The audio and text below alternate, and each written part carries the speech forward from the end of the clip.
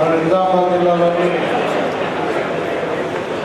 MLC graduate కోటాలో MLC ఎన్నికల సందర్భంగా మరి ఓటర్స్తోని మరి కాంగ్రెస్ తోని ఈ జరుగుతున్నటువంటి ఈ మీటింగ్లో మరి నాతో పాటు వచ్చినటువంటి పెద్దలు సుదర్శన్ రెడ్డి గారు, పూర్ణ ఎమ్మెల్యే గారు, అదేవిధంగా ఎమ్మెల్సీ మాజీ మంత్రివర్యులు జీవన్ రెడ్డి గారు, గతంలో ఎమ్మెల్సీ ఇప్పుడు టర్మ్ అయిపోతా ఉంది, జిల్లా ప్రెసిడెంట్ మోహన్ రెడ్డి గారికి, మరి జరిగిన పెద్దలందరికీ,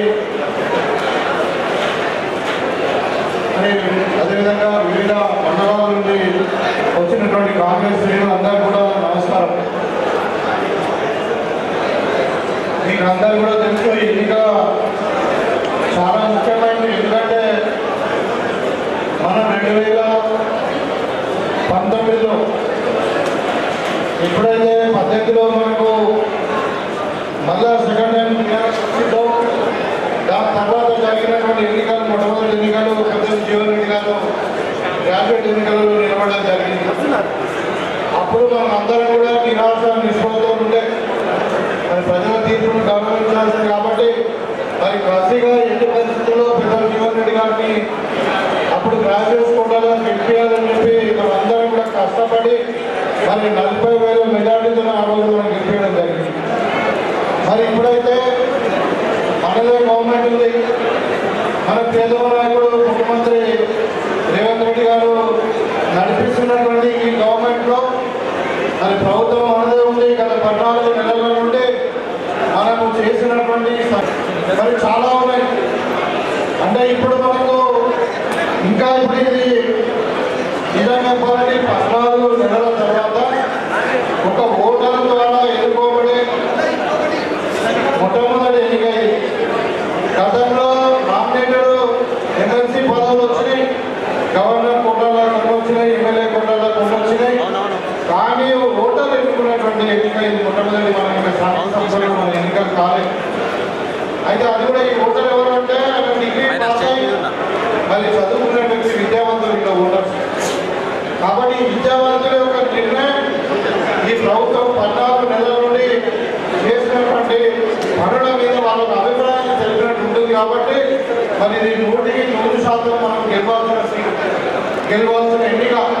మన అధికారంలో లేనప్పుడే జీవన్ రెడ్డి గారికి 40,000 మెజార్టీలను గెలిపించినాం. మరి ఇప్పుడు మనము అధికారంలో ఉండి మన 14 నెలలు చేసినటువంటి పనులు మనం చెప్పుకున్న తర్వాత మరి ఖచ్చితంగా మనము ఏమాత్రం అనుమానం లేకుండా ఇప్పుడు ఎమ్మెల్సీ అభ్యర్థులైనటువంటి నరేందర్ రెడ్డి గారిని మనము 1వ నంబరు అంటే ఆయనది సీరియల్ నెంబర్ 2, కానీ అక్కడ మనం ఓటర్ బ్రాకెట్లో మనం 1వ నెంబర్ ఫస్ట్ ప్రిఫరెన్స్ మీద 1 అని మనము ఆల్ఫాబెట్ అనేది 1 అని రాయాలి.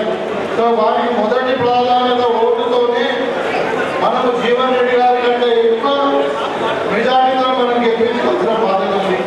ఎందుకని ఇంటర్నేషనల్ ఓటీ అది సామాన్య ప్రజలు ఏమనుకుంటా ఉన్నారు, మరి చదువుకున్న వాళ్ళు ఏమనుకుంటున్నారు అన్నది ఇక్కడ సమస్య వచ్చినప్పుడు చదువుకున్న వాళ్ళు ఖచ్చితంగా కాంగ్రెస్ పార్టీకి ఓటేసి మరి రేవంత్ రెడ్డి గారి నాయకత్వంలో నడుస్తున్నటువంటి కాంగ్రెస్ పార్టీ ప్రభుత్వాన్ని ఎండార్స్మెంట్ ఇచ్చినట్టు అవుతుంది. కాబట్టి ప్రతి ఒక్కరు ఇవాళ ఉదాహరణకు ఇప్పుడు మన జిల్లాలో 30,000 ఓట్లు ఉన్నాయి. 30,000లో మీకు అందరికీ కూడా చాలా మంది సీనియర్ నాయకులు అందరూ ఉన్నారు. గతంలో ఎన్నికలలో పార్టిసిపేట్ చేసి మరి ఓట్లు వేసిన వారు ఉన్నారు, వేయించిన వారు ఉన్నారు. మీకు అందరూ కూడా నేను కోరుకునేది కూడా మనం ఇప్పుడు మండల వైద్యులు విస్తరిస్తున్నాం, బూత్ వైద్యులు విస్తరిస్తున్నాం. మీరు దాన్ని మరి గ్రామ స్థాయిలో గ్రామం తీసుకుని దాన్ని సెగ్రిగేట్ చేసి మరి గ్రామంలో ఎన్నున్నాయి. ఒక గ్రామంలో 30 ఓట్లు ఉంటే మరి 30 ఓట్లు కూడా మనం ఓటర్ మ్యాపింగ్ చేయాల్సిన అవసరం ఉంది. మన కాంగ్రెస్ పార్టీకి ఓటేసే వాళ్ళు ఎంతమంది ఉన్నారు, మరి బీజేపీకి ఓటేసే వాళ్ళు ఎంతమంది ఉన్నారు, మిగతా వాళ్ళు న్యూట్రల్ ఓటర్స్ ఎంతమంది ఉన్నారు అన్నది మనం మొత్తం కూడా ఒక ఓటర్ మ్యాపింగ్ చేసుకొని మరి ఆ ఓటర్స్ కూడా మరి ఎక్కడ ఉన్నారు వాళ్ళు ఇలా ఆధారం వస్తే మనము ఓటర్ ఎన్రోల్మెంట్ జరిగింది అలానా గ్రామంలో ఆధారం వస్తుంది. కాబట్టి మన దగ్గర బోర్గం ఎగ్జాంపుల్ తీసుకుంటే నిజామాబాద్ బోర్గాంలో వాళ్ళ అడ్రస్ ఉంది, house address, Aadhaar address, voter లిస్టులో ఆ పేరు వచ్చింది. వాళ్ళకి ఫోన్ చేస్తే వాళ్ళు సగం మంది హైదరాబాద్లో ఉన్నారు. సో వాళ్ళ మనము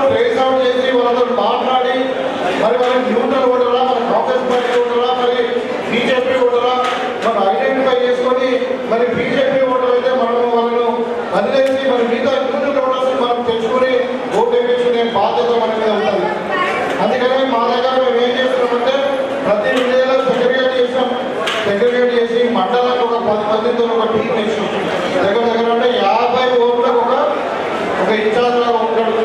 ఆయన ఈ 50 ఓట్లను కన్సల్ట్ చేసి వాళ్ళంతా టీం ద్వారా కన్సల్ట్ చేసి వాళ్ళంతా ఓటర్ పంపిణీ చేసి మనం ఎన్నికల రోజు ఆయన హైదరాబాద్లో ఉండాలి, అవసరం ఉంటే ముంబైలో ఉండాలి, లేకుంటే ఇంకొక రాష్ట్రంలో ఉండాలి, ఎక్కడైనా ఉండాలి.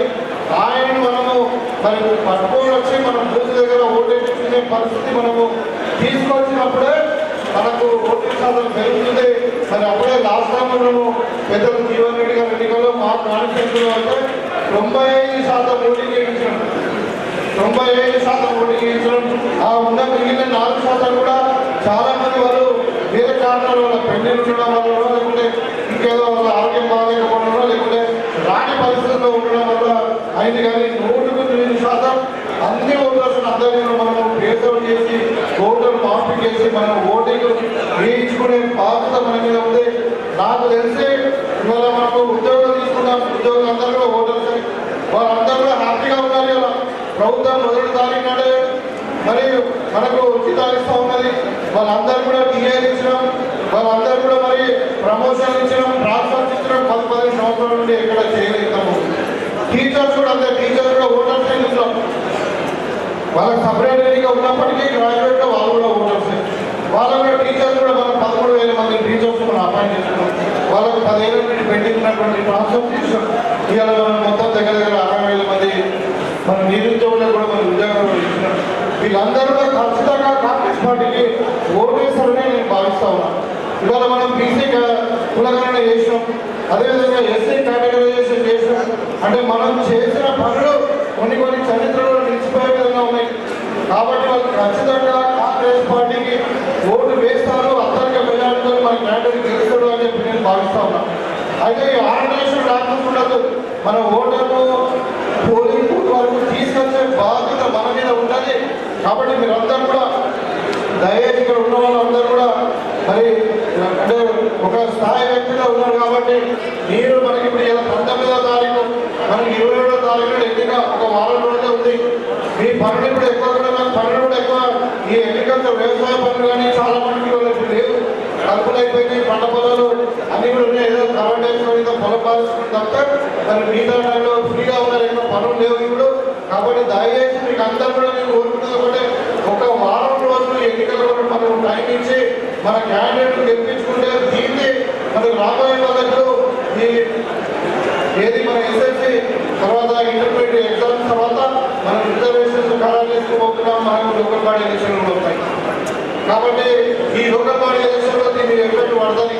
మన జడ్పీటీసీలో నిలబడ్డా, మన మున్సిపల్ కార్పొరేషన్ నిలబడ్డా, మండల పరిషత్ నిలబడ్డా కానీ, గ్రామ పంచాయతీ నిలబడ్డా కానీ ఈ లోకల్ బాడీలో మనకు ఒక పాజిటివ్ వే వచ్చే అవకాశం ఉంది. కాబట్టి దీన్ని బాగా ఎన్నిక కాదు అని కానీ, మన ఓటర్స్ మనకు కాదు అని కానీ ఎట్టి పరిస్థితుల్లో మీరు నిర్లక్ష్యం చేయకుండా మరి ఖచ్చితంగా మీరందరూ ఒక వారం రోజులు మీరు ఈ ప్రక్రియలో ఇన్వాల్వ్ అయ్యి మన క్యాండిడేట్ అయినటువంటి నరేందర్ రెడ్డి గారికి అనేది రెండో నెంబర్ సీరియల్లో మరి ఆయనకు మొదటి ప్రాధాన్యత ఓటేసి మనం భారీ మెజారిటీ అంటే మనకు జీవన్ రెడ్డి గారి కంటే ఎక్కువ మెజారిటీ మనం ఇప్పించి మనం గెలిపించుకున్నట్టయితే దీని ద్వారా మనకు ఒక అంటే మంచి పాజిటివ్ ఒక మ్యాండేట్ ఇచ్చినట్టు ఇది ఒక ఏమంటారు ఇంటలెక్చువల్ వాళ్ళు చదువుకున్న విద్యావంతులు కాంగ్రెస్ పార్టీకి మరి చేస్తున్నటువంటి పరిపాలన విధానాన్ని మనం చేసిన పనులను ఎండార్స్మెంట్ ఇస్తున్నట్టు కాబట్టి ఎప్పుడైనా లాగా పనిచేస్తుంది. కాబట్టి ఇవాళ మనం చూస్తూ ఉన్నాం, ఏమి చేయని వాళ్ళు ఏమంటే ఏమి కూడా వాళ్ళ ప్రణాళిక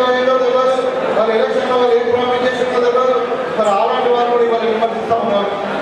ప్రతిదాన్ని మనం ఏదో చేసిన బీసీ కులగలను విమర్శిస్తూ ఉన్నారు, ఎస్సీ కేటగరైజేషన్ విమర్శిస్తూ ఉన్నారు. ప్రతి దాన్ని వాళ్ళు విమర్శించి గవర్నమెంట్ను మరి బదనాలు చేసి మన నాయకుడిని మన పార్టీని ఏదో చిన్నచూపు చేయాలనే ప్రజలలో మనం చేస్తూ ఉన్నారు. మనం రైతులకు చాలా చేసాం, మనకు చదువుకున్న విద్యార్థులకు బాగా చేసినాము, ఇవాళ ఉద్యోగులకు చేసినాము, అన్ని విధాల మహిళలకు అన్ని విధాలు మనం అన్ని రకాల వారిని ఆదుకునేదానికి మనం ముందుకు పోతున్నాం. కాబట్టి తప్పకుండా ఈ ఎన్నికల్లో మరి కొంచెం కష్టపడి మనం గెలిపించుకోవాల్సిన బాధ్యత మన అందరి మీద ఉందని నేను మరొకసారి మన ఓటర్స్ కాదు, మనకేం సంబంధము, మన ఎన్నిక రాబోయే కాలంలో మేలును ఎప్పుడూ ఉంటుంది. మనకు అవసరం లేదే ఆలోచన రాకుండా ఇది మన బాధ్యత. ముఖ్యంగా ప్రతి కాన్స్టిట్యూన్సీలో ఎవరైతే ఇప్పుడు మనకి ఇన్ఛార్జ్ కోఆర్డినేటర్లు కూడా ఇచ్చారు వారితో కలిసి మనం ఎక్కువ శాతం మెజారిటీ ఓట్లు మనకు వచ్చి మనం వాళ్ళందరూ కూడా ఓటర్ ప్రభుత్వానికి తీసుకొచ్చి మన ఓట్లు వేయించుకునే బాధ్యత మనం తీసుకోవాలని చెప్పి కోరుకుంటూ మీ దగ్గర సెలవు తీసుకుంటా ఉన్నాం.